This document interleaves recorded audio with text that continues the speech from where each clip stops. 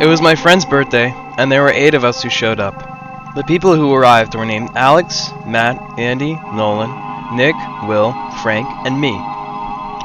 Frank was the birthday boy, and we decided to go to an abandoned facility a while back behind his house. On the walk, we were all feeling very nervous, as we were getting an eerie vibe, but we continued onto the facility. To give some background, originally it was a rocket engine testing facility. This facility has been abandoned since 1972, and the state of it makes it easy to believe. We finally got around the fence and found the entrance into the facility. We entered and went around the first fence into the building. The first building had a green grotesque figure on the side. It looked like an insect, but with huge muscles and human-like features. We ran around into the first building, and it was very dirty, filled with graffiti. One read, "Goodbye." This one stood out to me the most, for the rest of the birthday party. What if this was his final goodbye? We walked into something, and it seemed to be the foyer. It was filled with debris, and I thought I heard something brief behind us. I just thought it was the wind and carried on with the crew. We found graffiti from a popular game Among Us. In the foyer there was a door that led to somewhere dark, and I was very put off by this and ignored it. There was a series of different rooms, equally as different and disgusting. We heard a loud bang from another room, but it was just Andy messing with us. We decided to leave the building to get some fresh air. We saw more graffiti, and I swear I saw a black figure in the tree line. He appeared to be watching us, and tried to alert my friends, but they passed it off. We found a website online that explained how to summon someone called Mr. Credidio.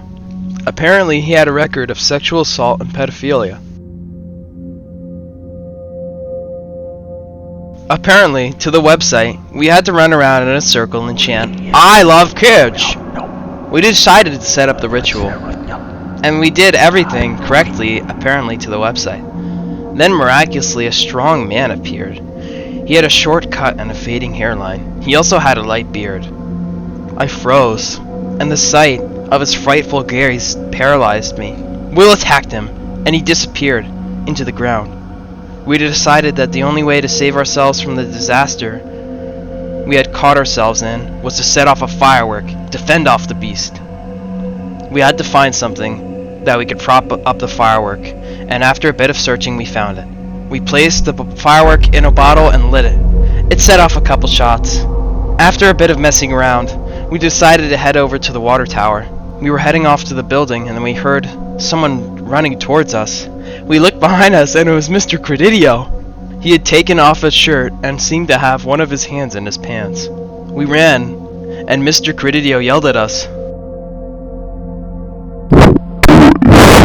Come back here, I mean no harm. While we were running, we heard him slip and fall into a substance. His skin, ears, and nose fell off, melting away. He started to grow black feathers and a white beak, mutating. We were all horrified, and we ran into a warehouse near the water tower to hide. The warehouse was worn down, and there was nothing left of it. After a while, we heard a weird metallic voice yell.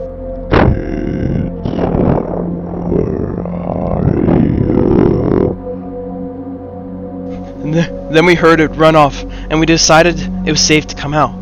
We went to the water tower, and we decided that one of us should climb it with the ladder that was attached to the water tower. Will was very concerned for the climber's safety. Will also was feeling very sick. He had felt a sense of dread washing over him, like someone was watching. He said he looked into the woods and saw a humanoid bird figure. Nick and Alex finally climbed and completed the water tower finally, and they said they saw something from up there. We asked what they think they saw, but before anything could be said, we heard footsteps approaching rapidly.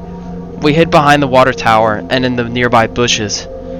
It kept approaching, and we were hearing some strange noises coming from that building.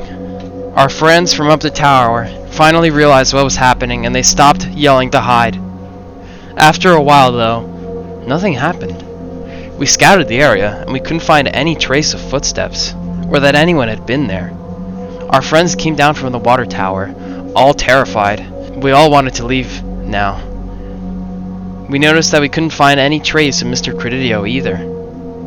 We decided to head off to another building to get away from whatever was torturing us. We hoped these scary occurrences would stop. On the way, we saw a truck, and we decided to inspect it. There was nothing much but some dead crows. We finally found a building. I didn't record us going in because there was so much happening, it creeped us out. The building was as usual for any building in this facility. There was some of that substance on the floor again, and I wondered what it could be. There was nothing in the building, so we left pretty quickly. We decided to head off to another building. There was a taken down building, it seemed. We were up on the roof of another building and spotted another building in the distance. There was a hole in the middle of the building, and I saw something black trying to disguise itself. I brushed it off as me imagining things, since I was still worried. We went to a building that had 2 tunnels in it. My friends were looking down a tunnel, and they swear they saw something. We didn't know what to do, and we hid back into the building. The picture was taken when we were leaving the water tower. I thought about contacting the police, but we decided that wasn't a good idea. We heard something coming from the rat tunnel. Maybe the sound of a half-bird, half-human, half-robot entity groaning in pleasure. We recorded the tunnel to see if we could get any footage of what was in there. Finally, we saw it. Its head peeked, and we all screamed at the sight of the monster. It was a crow-like face, with a yellow beak and wild eyes. We stopped recording the footage and ran for it. We heard it running up the tunnel and was running towards us quickly. I looked back and noticed that parts of his skin was not black feathers, and seemed that it was some of Mr. Credidio's skin. It was still exposed. We ran and we could hear it. It was inhumanely fast, and we couldn't escape. Sadly, we lost Frank and Matt. They fell behind and we never saw them again. We made it for the fence, traumatized. We knew our lives would never be the same again. Walking back was a nightmare. We swear we heard noises from all around us. We were all crying and praying for us to make it out alive. After a while, we saw it. The end of the woods and the friendly neighborhood Frank lived in. We made it out and we were walking towards his house. We thought what we would tell his parents. We played it off as if he didn't want to come back yet. After celebrating his own birthday without him, we decided we ought to make it back to the facility to see if we could find Frank and Matt. We looked everywhere, but sadly we couldn't find them. We saw a broken toilet and a pentagram. We all entered this bathroom, and we fell. We heard something running inside, and straight into the room we were in. Before we can do anything, the Birdman barged in and tackled all of us at once. We were in a small space and we all fell. I remember feeling very confused during this time, like my brain stopped working. I remember my friends screaming and the thought of my death lurking in my mind. I wondered if we would join Frank and Matt. All I remembered after that was nothing but the crow face individual. I thought back to the summoning ritual and Mr. Credidio transforming into that crow-like feature. And then I finally realized what happened. Mr. Credidio was the Birdman that was following us.